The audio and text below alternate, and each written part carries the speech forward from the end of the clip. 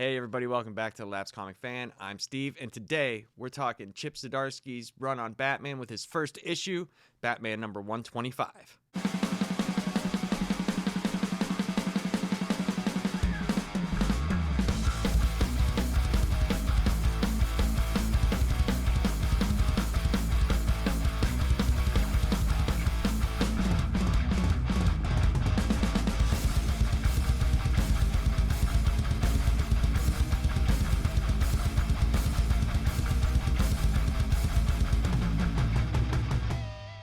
I'd like to welcome and thank all the new subscribers for checking out the channel, and if you're not subscribed and you like the content, if you could hit the subscribe button, that would help me out tremendously. And for everybody else, put your thumbs in the upright position. So Chip Zdarsky took over Batman, I think in 2022, after he had done a bunch of stuff. I believe he's still doing Daredevil right now. If I'm wrong, I'm sorry. But I know that's where I know him from, was from Daredevil and the big Marvel Devil's Reign crossover that happened. And he had been doing stuff before then, but this run started with Tom King in 2016 with the Rebirth Initiative. And then I think it was James Tynion or Tinian IV that took over. I didn't read a lot of his. I read a bunch of King's. You either love it or hate it. I'm kind of indifferent to it. When I heard Zdarsky was taking over, I was like, ooh, this could be really cool. This could be really good, because I liked some of his stuff that he did. And the more I read this, the more I just kind of like went, what? What are we doing here? And we'll get into it, because this is going to be an ongoing series. We're going to cover as many of these as we possibly can before we get burned out. I'd been doing a bunch of Marvel stuff lately with the Project X. I hope you guys are checking that out. It's the same as Bat Bits, but with the X-Men. So go check that out, guys. And there's a killer intro song done by my buddy Kevin Broderick, which I think is just, I think it's awesome. So you guys got to check those out. This is written by Chip Zdarsky with art from the awesome Jorge Jimenez, who I love. I love his art. Just an awesome artist. So let's get into the first issue of Chip Zdarsky's Batman, with Batman number 125. The comic starts off in another time, guessing the past. Alfred is picking up around the Batcave when he hears a mysterious beeping sound, so he follows the sound. 3 different Jokers have all the Bat family killed, and they're telling Bruce to wake up. Bruce wakes startled by the dream. He never dreams unless he wants to, usually to piece together a mystery. He looks down at his phone. Selina answers, wondering if he's okay. He just wants to know if she's alright. She's fine, just keeping busy. She heard the rich of Gotham are being murdered and tells Bruce to watch his back. Before they can talk more, a guy named Valmont calls from the back of her apartment that he just made coffee. She has to go. So does Bruce. He needs to let go of the past, and there's a murderer on the loose. He needs to get to work. The GCPD are locked in a hostage situation. There's been no demands except for them to go away or he will kill them. The police don't think it'll come to that as they see Batman flying overhead. Inside the building, a frantic man is yelling at the police to get back or he will kill them. He swears to God. Out of the darkness, the man hears a voice. Not God. Not even close. The man turns trying to fire his gun, but Batman already launched his grappling hook at the man and is closing in fast. The scumbag begs for his life. Batman throws him out the window, hanging the man from his arm for all the police to see. Now to the hostages. It's too quiet. There's no noise. Did he already?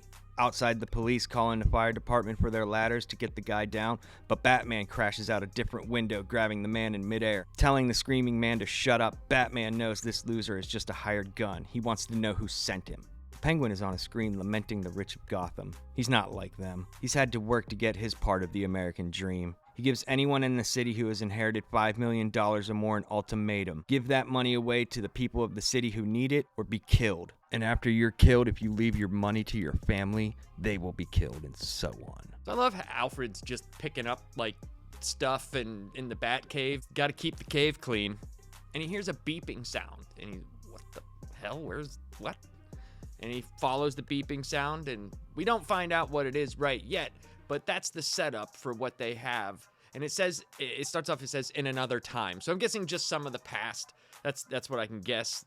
And so that's where they start us off. You turn to the next page, and it's just ridiculous. There's the 3 Jokers. God damn it, 3 Jokers. It's just stop. Just stop with all the Joker stuff.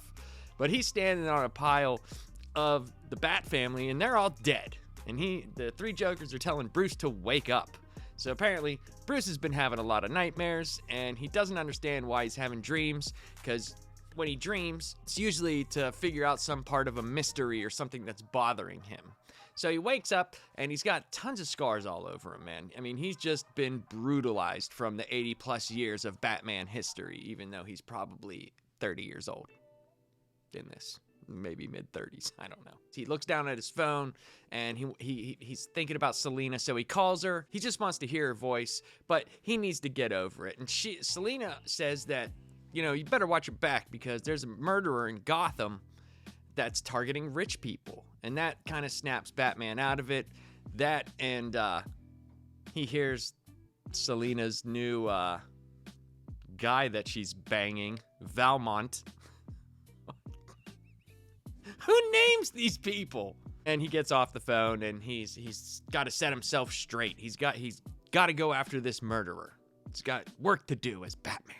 The GCPD are in a hostage standoff. The murderer doesn't want anything. He just wants the police to go away, or he'll kill the hostages. Batman flies overhead. He gets in there, and he messes this murderer up. And he goes to go check on the hostages, but they're already dead. This pisses off Batman to no end, and he jumps out the window, and he wants to know from the guy. He said, "Who are you working for? Who sent you? You're just a trigger man. You're nobody. You tell me who you work for." We cut to a broadcast, and the Penguin is there, and he has an ultimatum for the rich in Gotham. He says that he is not like those people. He had to work and claw for everything that he got. And for anybody who has inherited $5 million or more, they have to give it to the people of Gotham, or he's going to kill them. And if he kills you and your money goes to your family, he's going to kill them too, and so on. And Batman is listening to the Penguin talk, and he says the murders that just happened, that's just a drop in the bucket. Bruce is like, he's crazy. He came from money. He's distorting the truth to get the people of Gotham on his side. And while Batman is watching, Tim comes in to offer his condolences, because one of the guys that Penguin had killed was one of Bruce's friends. His name was Colin. And the way that Batman talks about Bruce Wayne like he's a separate person, it's just so funny. It's hilarious. He's like, "Yeah, Colin, Bruce Wayne used to use him for his image, the Playboy image that he had, because Colin was like a womanizer. But ever since he got married, I had to stop doing that. I mean, Bruce Wayne had to stop doing that." And Tim makes a really good point here. He said, Batman, ever since you lost your fortune, and that happened in Joker War, by the way, if you want to read up on that. He said, you're never Bruce Wayne anymore. You're only Batman. And that cannot be healthy. Bruce disagrees. He thinks it's more time for the job. And he says, it's amazing how when you lose a couple zeros in your bank accounts, you don't get invited to any social events anymore. Bruce Wayne is basically nothing. But Bruce Wayne was important enough to get an invite to the opening of the Flugelheim. The Flugelheim. The Flugelheim. It just sounds so made up. It sounds like a word you use to sound smart. But anyway, it's like the Guggenheim, but it has bugles on display. Maybe it's flutes and bugles put together on display so people play the Flugelheim. Batman says this is Penguin's next target. Bruce Wayne will get us access. Tim brings up another good point. Tim is really good at bringing up good points. He's like, won't they cancel this event since all the rich people are getting killed? You're corralling them all into one place for one just giant murder. And Bruce says no. He's like, they won't, because that's the hardest part of being Batman. The hardest part of the job is that this city wants to die. So Bruce arrives at the event with a date, and he scopes out everything there. He has an earpiece, and he's in communication with Tim. Tim sneaks into the basement, but he also leaves the utility belt for Batman overhead of one of the bathroom stalls. Bruce tells Tim that he's 98% sure that Penguin is going to use gas for maximum impact. That's how he would kill all the people, since they're all huddled into one big room. So he said, check the boiler and see if anything is there. Tim does check the boiler, and Bruce was right. There's a device there that's rigged up to the boiler to disperse gas. Bruce goes and gets the utility belt, and he tells Tim, "You take care of the gas, I'm gonna go after Penguin." The Penguin takes center stage, saying none of you deserve to be here. He welcomes them to the gala and to their death. There's a mass panic and everyone heads to the doors. Bruce asks Tim if he cleared out the gas. He has. He used a neutralizing agent. Upstairs, Batman appears, telling Penguin he's too late. Always too late. Robin takes out some of Cobblepot's men, and Batman is toe-to-toe with the Penguin. This is bold, even for you, Cobblepot. Batman rushes in to apprehend the Penguin, but when he grabs him, he realizes this isn't the Penguin. It's Clayface. Clayface looks Batman in the eye and says, "You've doomed everyone."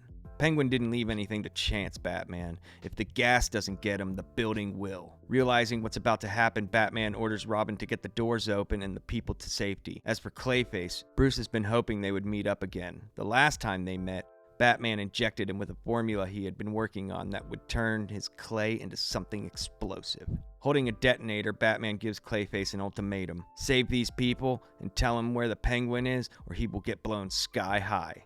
Robin is telling the people to get back. He's gonna blow the doors open. The thug Robin took out is coming around, has a gun trained on Tim. He fires. Batman runs to Tim, yelling instructions to Clayface to protect everyone from the explosion by covering them in his clay, or he's finished. Tim is barely holding on, muttering to get everyone out. Bruce picks him up and runs to the Batmobile, ignoring all the press asking him what just happened. In the car, Tim is coming too. He wants to know where they are. Bruce is rushing him to the hospital. The gunman hit an artery. No time for Leslie to patch him up. Coherent enough, Tim tells Bruce he has to get him out of the costume. They'll know who Robin and the Batman are if he does this. Even on the brink of death, Tim remains a soldier. Bruce is reminded of Jason. Is there an end to this mission he's been on? That day with Jason, he almost stopped and let the world know he was Batman so they could know that they lost a hero in Jason. By the car, Bruce has gotten Tim dressed and rushes into the hospital. So Penguin takes center stage, and he makes this speech about how none of them deserve to be there, and he welcomes them all to their death. There's a mass panic and everybody's going to the doors, but they're all barricaded. They're all locked. Batman tells the Penguin he's too late. He says, "You're always too late. You know, this is even bold for you." Robin neutralized the gas, so he starts taking out some of Cobblepot's men. Bruce goes in to take out the Penguin when he realizes this isn't the Penguin at all. He grabs him, and it's Clayface. Clayface looks right at Batman and says, "You've doomed everyone." Cobblepot left nothing to chance. If the gas didn't kill him, then this building will. And that's when Batman realizes that the building is rigged to explode. Batman yells to Tim to get the doors open, and this is great. So he's standing there face to face with Clayface, and he's like, I've been wanting to run into you again because the last time we met, I injected you with something that will make your clay a little bit more explosive." And he's holding a detonator. Robin is telling everybody to get back. He's gonna blow the doors open. Just then, the thug that Robin took out earlier is coming too, and he's got a gun trained on Tim. And he pulls the trigger and shoots Robin through the neck. Batman's worried about Tim. He yells at Clayface to cover everybody from the explosion or he's finished. And this whole time, Tim, the soldier that he is, he's muttering to everybody get out. He's bleeding out. Batman picks him up, puts him in the car, and in the car, they have a very interesting moment. Bruce is realizing, what is actually happening. This is now two kids that one has died in Jason Todd and another one is shot through the neck, Tim Drake. And he's such a good Robin. He's probably the smartest out of all of them, not the most physically gifted, but it's all like rushing into Batman, and he's having this moment, and Robin's like, "Dude, you can't take me to the hospital. They'll know you're Batman. They'll know I'm Robin." And he's like, I can't take you to Leslie to get you patched up. We gotta go. So he tells Batman to change his clothes so they don't find out. So Batman takes him to the hospital as Bruce, and he brings him in, and that's that, man. That was messed up. They cut to inside a hospital room, and a nurse is tending to somebody, and he says, "If you need anything, just push the button." And we're supposed to think that it's Tim here. The nurse leaves and asks, how are they doing? She says, "I don't think they'll survive the night." So you're sitting there going, "Oh, dude, what the hell, man? Like, really?" Then you see Batman enters from the shadows of the room, and he says, "You've made some terrible decisions, Cobblepot. But this is your worst.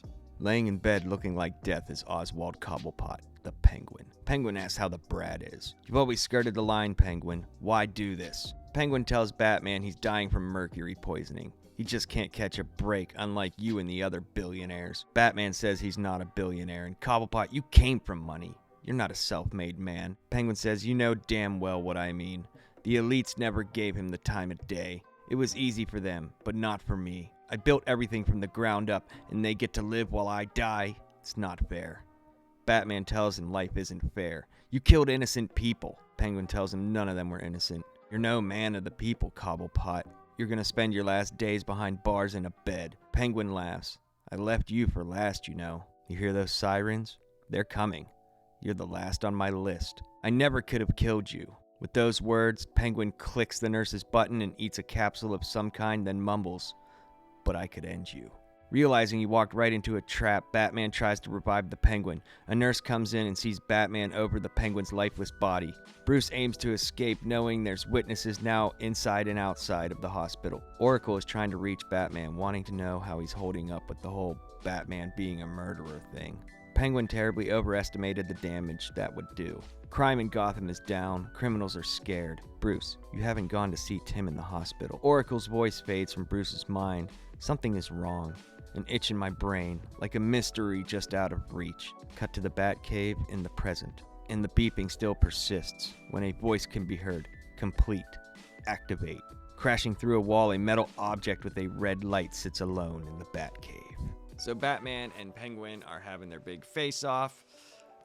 Penguin's dying of mercury poisoning. He starts talking to Batman about how he's not like those other billionaires. He's not like you and those other billionaires. Batman's like, I'm not a billionaire. And he's like, okay, you just get all those gadgets. You have money, or you have a good sugar daddy, or whatever you got there, Bat Guy. And he tells Cobblepot, you come from money. You're not a self-made man. Penguin's pissed that the elites never gave him the time of day, and he felt he had to work for everything that he got, even though he came from money. He had to build his empire, the Iceberg Lounge, all of his stuff. But he was taking them all out, and Batman was the last on his list. He knew that he couldn't kill him, right? And he says, you hear that in the background, all the sirens and stuff, and he had already pressed the button for the nurse. And he pops a capsule, and he starts, and Batman's trying to save him. And while he's doing that, the nurse comes in, and it looks like Batman has killed the Penguin. And Batman has to book it, and everybody sees him because Batman had to leave the hospital. So there's witnesses inside the hospital and outside the hospital. Now, the only problem that I have with this is, how come there's only a massive moral objection if the Batman does this? You're telling me that nobody would be rejoicing in the streets that the Penguin is dead? He just had a bunch of, I know they didn't know it was him, but he just had a bunch of people killed. He's had it done before. It's always the thing, like, without the Joker not being killed, like in Under the Red Hood or Under the Hood, where Jason comes back. He's like, why not him? Why couldn't you kill him? And he's like, oh, this line that I don't cross. It's like the one thing I can't stand about Batman. If I cross that line, what? You kill the dude who's justifiably needs to be dead. He cannot be rehabilitated. And even if he is, he will spend the rest of his life in jail for the 60,000 murders he's committed. It's like, they need to do something with that. And I understand that you can't kill the Joker or whatever because there'd be no more stories, but yes, you can, because you could tell stories from the past. This is something that happened in the past or whatever. But it's not like if you kill that one person, all of a sudden you're just gonna, everybody you meet, and slit their neck and kill them. Like, that's just not how it works. It's not how it works. That dude needs to be dead, and the GCPD couldn't get one shot off on him. Not one on any of these supervillains.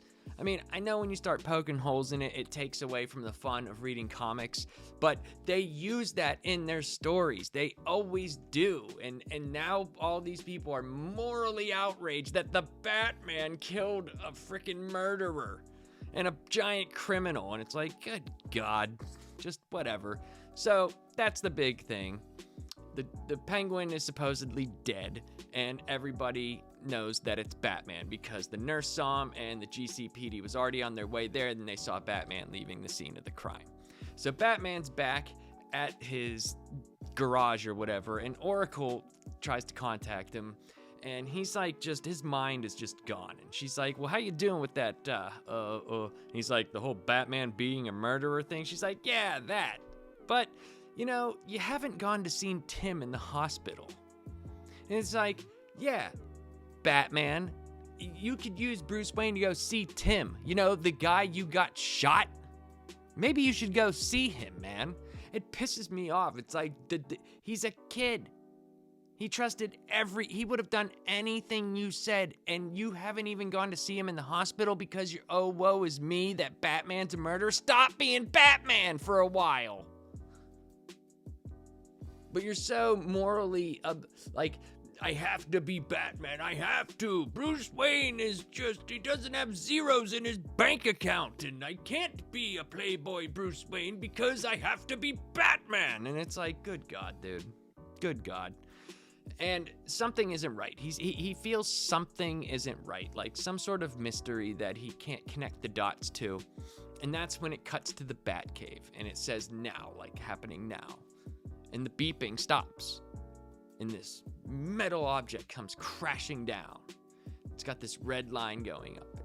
And it says complete, activated. So what is complete? What activated? We don't know. We're gonna find out though, I'm pretty sure. So that was the end of the first of Chip Zdarsky's run on Batman. That was the end of his first issue. The story overall, I like this a lot. I actually like this first issue quite a bit, except for the stuff with the end of the Penguin. It just, like, it's a cool setup, right? It's cool. He played Batman, you know, he got one over on him. And it just, if you lived in Gotham and you heard that Batman killed Penguin, wouldn't you? Finally, these guys keep getting back out and causing all these problems, and it makes them worse because they have to become better criminals every single time they get out. The Joker's killed hundreds of thousands of people. Like, sometimes there's fish with smiley faces on them, and you know, everything's just ridiculous here. You finally got rid of one of the weirdos. Thank you, but no. Ugh. But the art, I thought was amazing. Jorge Jimenez art, I love it. I'm a sucker for it. I thought the art, I'm giving it a 5. I love the art. I don't care what anybody says, whether you like him drawing Batman or not, whether you want to see him drawing Flash, which suits his art better. I don't care. It's awesome to me. And the story, I'm going to give a 3 out of 5. I want to see where it goes, and we're going to continue to do this. I'm not sure if it'll be next. I know we have Bat Bits coming up, so that will be probably next. And well, I don't know. I'll leave it in the comments. If there's something you guys want me to review, let me know. Let me know. I always ask people to send in Marvel submissions because I haven't read nearly as many Marvel comics as I have DC comics. So, yeah. What did you guys think of Chip Zdarsky's Batman? Like, just this issue. Don't talk about... I mean, if you want to talk about the whole run, you can. But let's talk about it in the comments, guys. What did you think about this particular issue? Did it live up to your expectations? Did you even have any expectations for Chip Zdarsky writing Batman? Let me know down in the comments. And hey, guys, don't forget to check out Project X-Men. The newest episode, number 3, is... let's just say there's some weird stuff that goes on in that issue of X-Men. And there's that awesome intro song by my buddy Kevin Broderick. It is awesome, guys. So, have a good day, everybody. Peace out.